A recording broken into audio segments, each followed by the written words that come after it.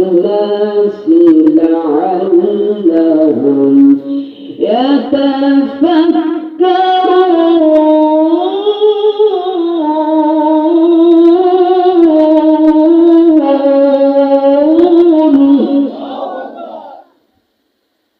وقال الله تعالى إن الله وملائكته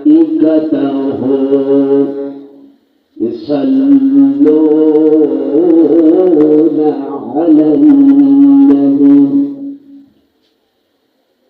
يا أيها الذين آمنوا صلوا عليه وسلموا تسليما. درود اللهم صل على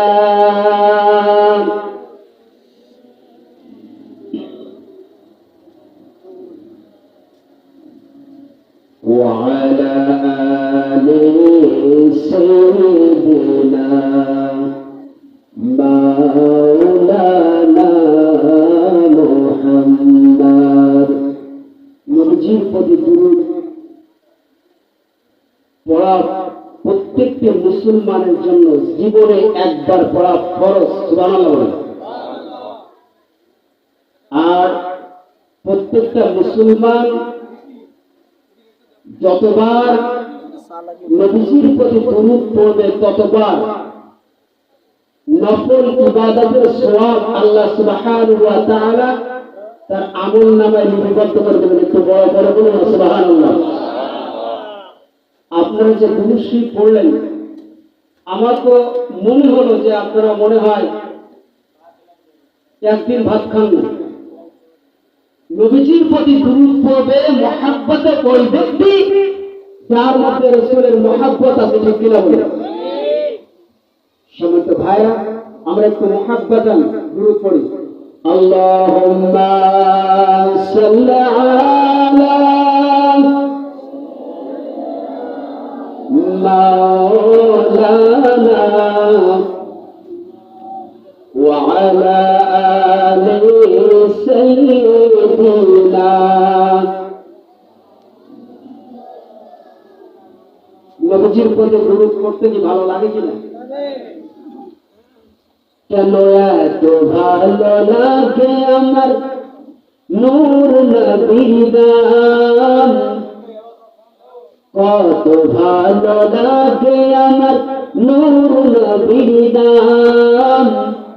আর ভালো লাগে নবীর দুরূদ সালাম, নবীর দুরূদ সালাম, নবীর দুরূদ সালাম। সবাই কি একসাথে পড়তে পারবো?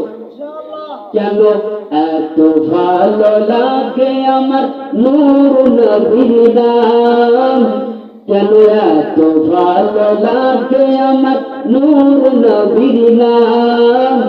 আর ভালো লাগে নবীর দুরূদ সালাম, নবীর দুরূদ সালাম, নবীর দুরূদ সালাম, নবীর দুরূদ সালাম, নবীর দুরূদ সালাম। সবাই একসাথে। কেন এত ভালো লাগে আমার নূর নবীর নাম, আর ভালো লাগে নবীর দুরূদ সালাম, নবীর দুরূদ সালাম, নবীর দুরূদ সালাম।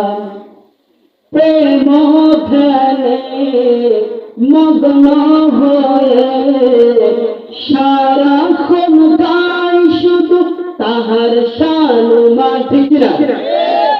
প্রেম ধ্যানে মগ্ন হয়ে সারাক্ষণ গাই শুধু তাহার শান মান।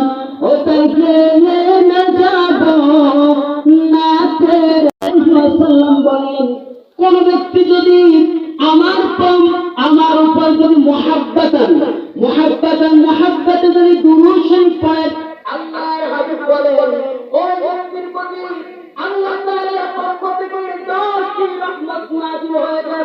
সুবহানাল্লাহ।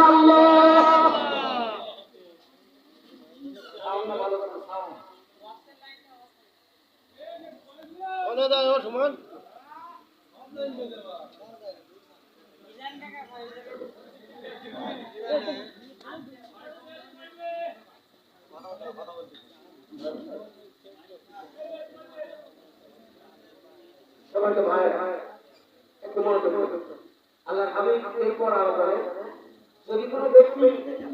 নবী আমার প্রতি যদি মুহাব্বাতান দুরূদ পড়ে আল্লাহ সুবহানাহু ওয়া তাআলা ওই ব্যক্তির আমলনামা থেকে 10টি গুনাহ মাফ করবেন। সুবহানাল্লাহ বলবেন না? সবাই ভাইরা আসুন, এজন্য আমাদের অন্তরের মধ্যে রাসূলের মুহাব্বত পরিপূর্ণ থাকা চাই কি চাই না? একটু বড় করে বলুন, চাই কি চাই না? সবাই ভাইরা, আমি পবিত্র কোরআন আল কারীমে ছোট একখানে আয়াতে কারিমা তেলাওয়াত করেছি। মুসলমান হিসাবে পরিচিত হওয়ার কথা আয়াতে কারিমাটি কেন? আল্লাহ সুবহানাহু ওয়া তাআলা কোরআন আল কারীমের মধ্যে প্রত্যেকটা জিনিস জোড়ায় জোড়ায় কথা বলেছেন। যেখানে নেগেটিভের কথা বলেছেন সেখানে পজিটিভের কথা বলেছেন, যেখানে শরীয়তের বিধানের কথা বলেছেন সেখানে মারিফাতের কথা বলেছেন, ঠিক কি না? অনুরূপ ভাবে আল্লাহ সুবহানাহু ওয়া তাআলা যেখানে হারামের কথা বলেছেন সেখানে হালালের কথা বলেছেন। হারামের কথা কোরআন আল কারীমে 1200 আয়াতে কারিমা রয়েছে, হালালের কথা কোরআন আল কারীমে 1200 আয়াতে কারিমা রয়েছে। সুবহানাল্লাহ বলবেন না? কত সুন্দর মিল! এই কোরআন আল কারীমের সূরা হাশরের একখানা আয়াতে কারিমা তেলাওয়াত করেছি। আমি যে আয়াতে কারিমাটি তেলাওয়াত করেছি এই আয়াতে কারিমাটির মর্মার্থ অনুবাদ হলো, জান্নাতীরা আর জাহান্নামীরা সমান হতে পারে। একটু বড় করে বলুন। একজন মুসলিম আর একজন আল্লাহর ওলি কি সমান? কত বলেন সমান? একজন সুদখোর আর একজন মসজিদের ইমাম কি সমান? ইমাম সমান হতে পারে? সমাজ ভাইরা আমার, এই জন্য আল্লাহ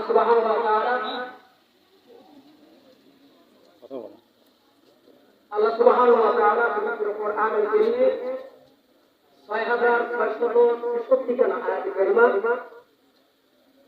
নাযিল করে আল্লাহ সুবহানাহু ওয়া তাআলা গোটা বিশ্ববাসীকে মেসেজ দিয়েছেন যে জান্নাতীরা আর জাহান্নামীরা সমান হতে পারে না। জান্নাতি ওই ব্যক্তি হবে যে ব্যক্তির মধ্যে মজবুত ঈমান থাকবে এবং বেশি বেশি নেক আমল থাকবে। আর নেক আমলটি কেমন থাকবে? নেক আমলটি হবে বিদআত মুক্ত, কুফর মুক্ত, শিরক মুক্ত আমল থাকবে, ঠিক কিনা বলেন? আল্লাহ সুবহানাহু ওয়া তাআলা পবিত্র কোরআন আল কারীমে 28 নম্বর পারা সূরাতুল হাশরে আল্লাহ সুবহানাহু ওয়া তাআলা বলেন, লা ইয়াস্তাউই আসহাবুন নার ওয়া আসহাবুল জান্নাহ, আসহাবুল জান্নাতি হুমুল ফাইজুন।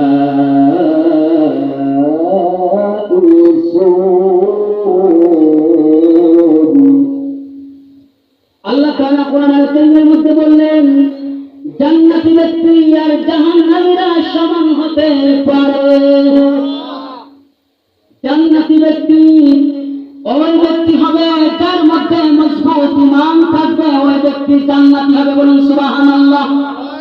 কোরআন আল কারীমের অসংখ্য আয়াতের কারিমার মধ্যে আল্লাহ সুবহানাহু ওয়া তাআলা বলেন, ইয়া আইয়ুহাল্লাযীনা আমানু, হে ঈমানদার গণেরা, ওয়া আমিলুস সালিহাতি, হে ঈমানদার গণেরা তোমরা নেক আমল করো, নেক আমল করো, মজবুত ঈমান নিয়ে নেক আমল করো।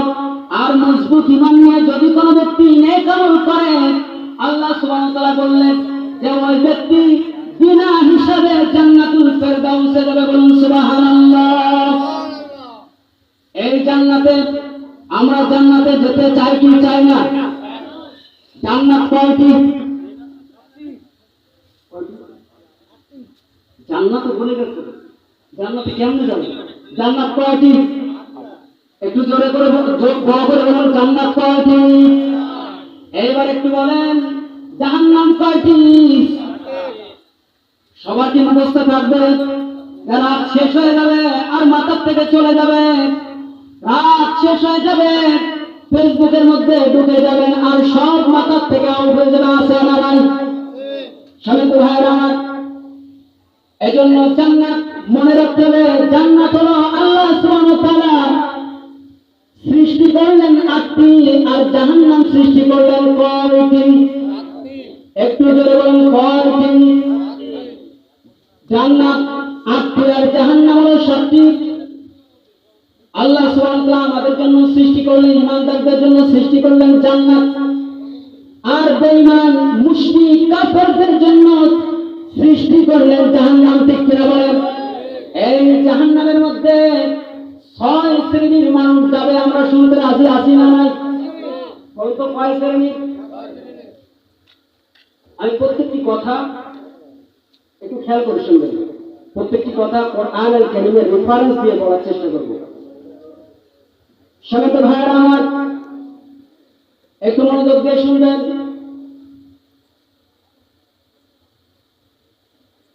জান্নাতি ওই ব্যক্তি হবে যে ব্যক্তি সুদও খাইবে না, ঘুষও খাইবে না, যে ব্যক্তি জিনায় লিপ্ত হবে না, যে ব্যক্তি অন্যের হক মেরে দিবে না, যে ব্যক্তি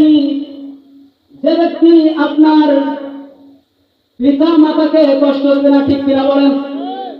এর মধ্যে আল্লাহ সুবহানাহু ওয়া তাআলা কোরআন আল কারীমের মধ্যে স্পষ্টভাবে জানিয়ে দিলেন জাহান্নামে যাবে 6 শ্রেণীর ব্যক্তি। বলুন তো কয় শ্রেণীর?